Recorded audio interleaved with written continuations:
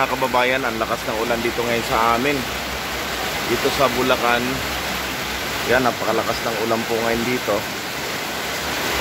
Napakalakas. Talagang maulan ngayon dito sa Bulacan.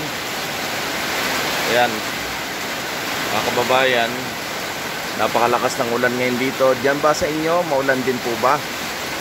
Yan ba sa Israel, maulan din po ba? Sa Iran, maulan din po ba dyan sa Iran?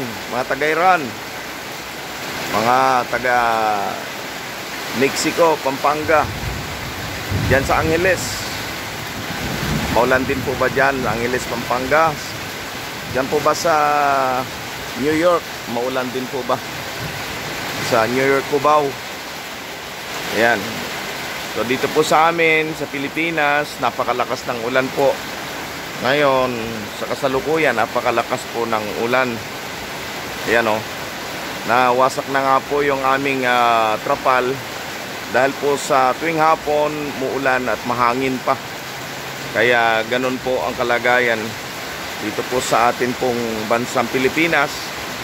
Pero ito pong ulan ay kalooban ng Diyos kasi pag-init, panay-init, sabihin natin, napakainit.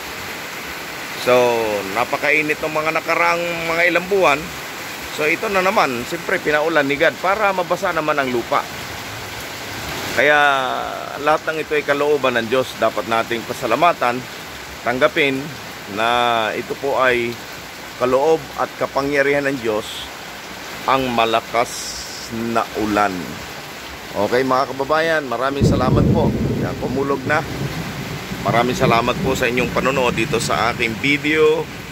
Naway ingat sa mga nagbebiyahe kasi madulas ngayon. Ano po, sa mga nagbebiyahe, kung maaari nakamotor, silong muna po kayo. Okay, bye-bye po.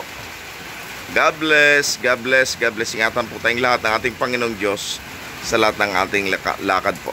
Bye-bye.